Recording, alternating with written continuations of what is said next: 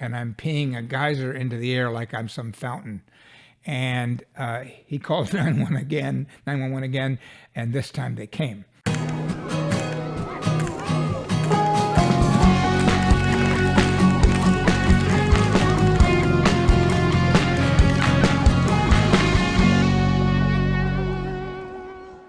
Hi, this is Mike Balaban. Welcome to another episode of BAMMER Tales. Thanks for joining us today. I want to talk today about a subject that is very near and dear to the gay male community, and that's the rite of passage that usually involves recreational drugs. Mostly illegal, some now legal. But before I get into that, please, if you haven't already, subscribe, like, and comment on this episode. We're a very small channel, and it really helps us with the algorithm. So I'm going to give you the one example of a bad experience I had with recreational substances. I've been very fortunate in my life that I have really never done anything that I thought could be addictive. I've only done those that are relatively harmless, and I've been moderate in my dosage, and I've been careful about my ingestion of them. And so I had good experiences. But in 2003 or 4, I was with my then partner of 3 or 4 years, and we were living together in New York, and he had heard how magic mushrooms, psychedelic mushrooms, were an amazing experience and really heightened how sex was for you. And he wanted to try them. An ex of mine came across a batch and offered to sell me a little baggie filled with them. So I purchased them knowing that my partner was curious to try them. And having done it several times, I felt confident the experience would be a good one. And my partner at the time was entrusting me because he had done much less of things like this than I had, having been out many years longer than him. In any event, on the evening in question, it was late January 2003 or 4 in New York City, and it was a cold winter evening with snow falling outside.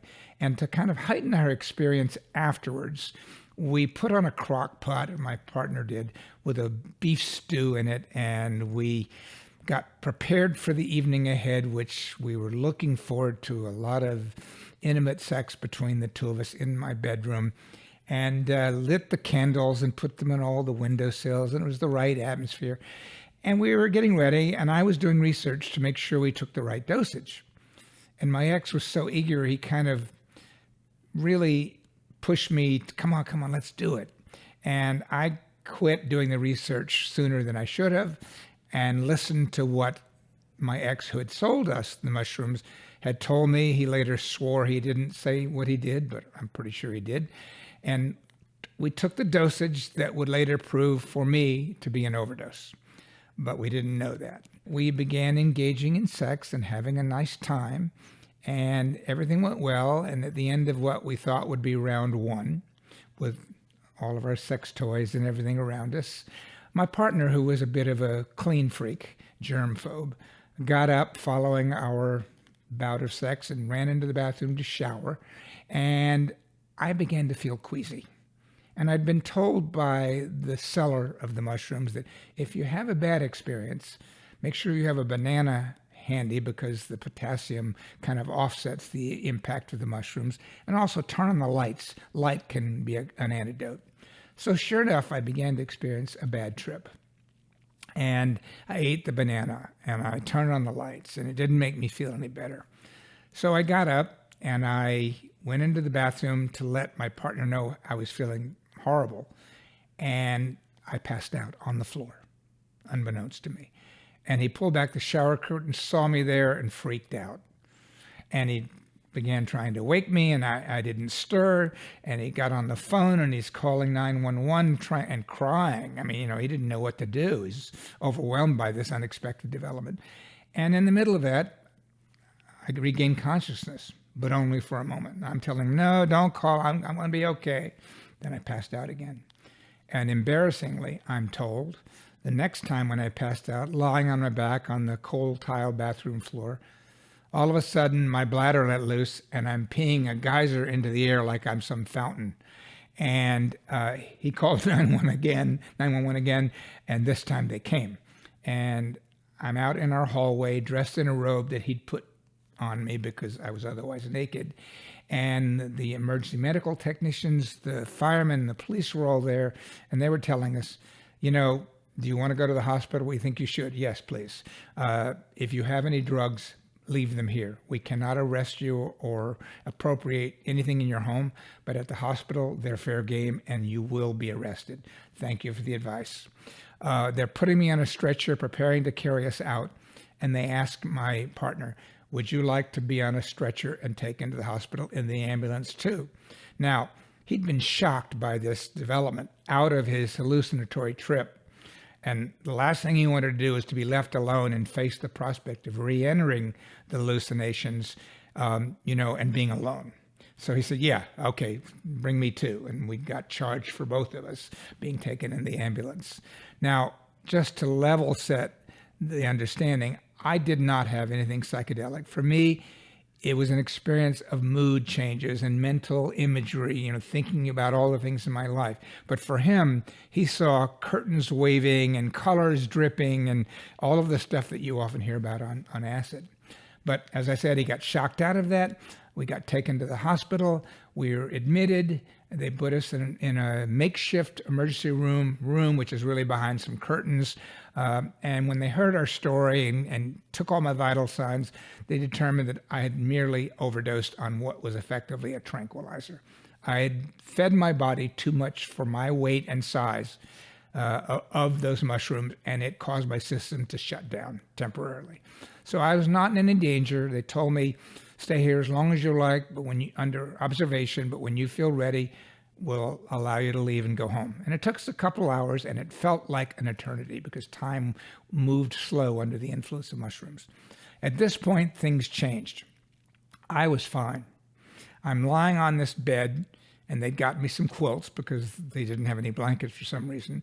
And my partner's at the foot of the bed looking at me, and he starts experiencing the hallucinations again. And all of a sudden, he sees me under this group of sheets that are, gathered in front of me.